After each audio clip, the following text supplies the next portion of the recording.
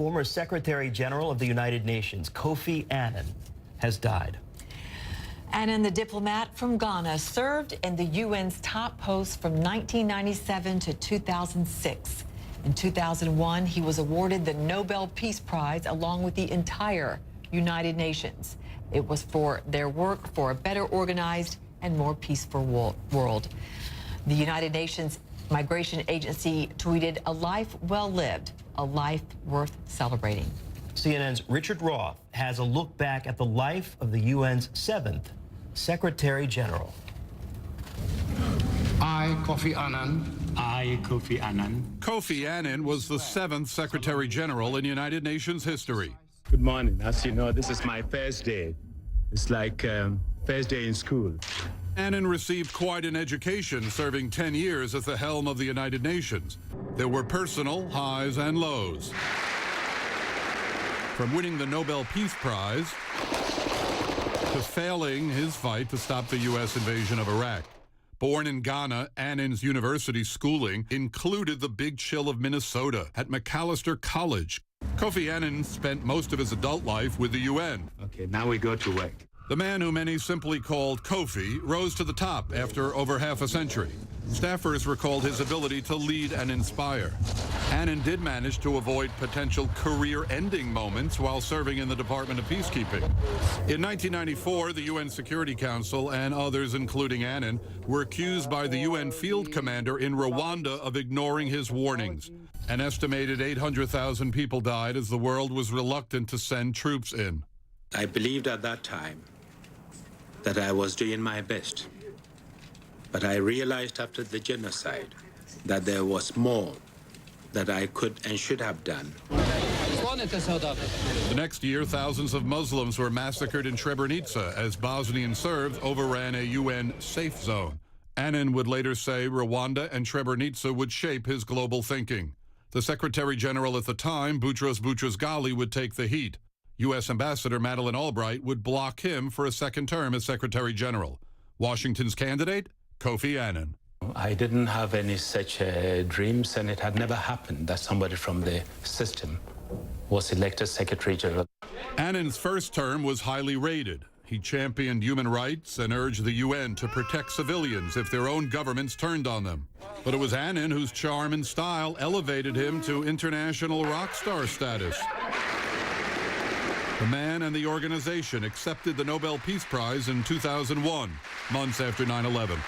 We have entered the third millennium through a gate of fire. It would not be a smooth second term for Annan. Friends of Annan reported he appeared depressed and distant, unable to stop the U.S. invasion of Iraq. He later called the assault illegal. I think the worst moments, of course, was the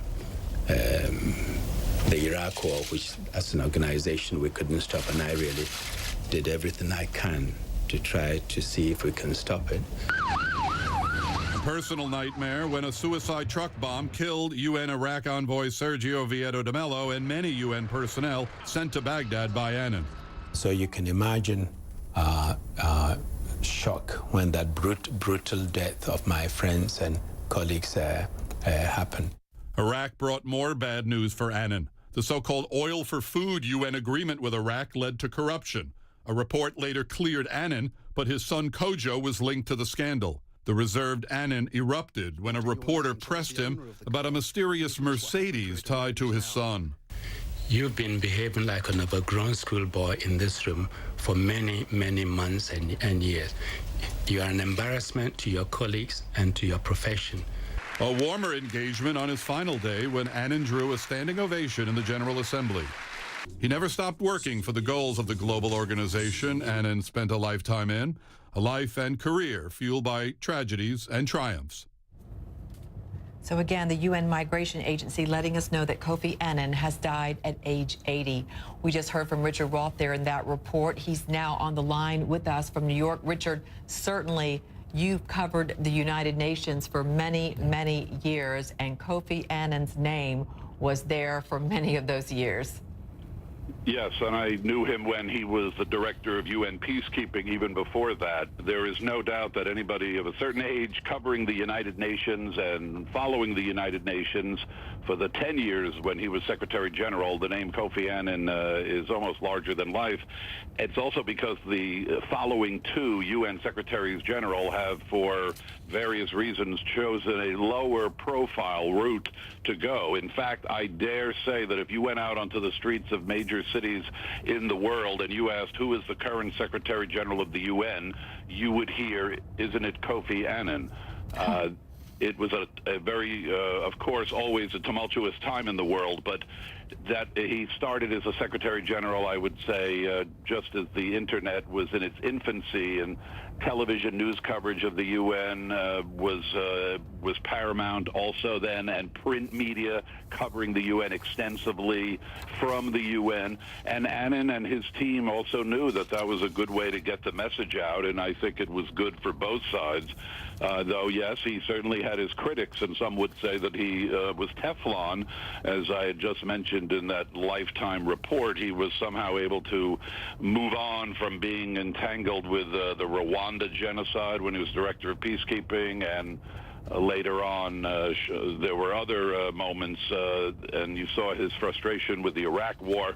But for Kofi Annan, I can tell you personally, you couldn't help but feel like he was a friend. You're supposed to maintain some independence from the people you cover, but I thought it was all genuine, and I traveled around the world with him from Tunisia to East Timor, as it was known then, Timor-Leste, and the man had a touch that people, I think, felt that if he entered a room, he had a way of potentially solving some global crisis.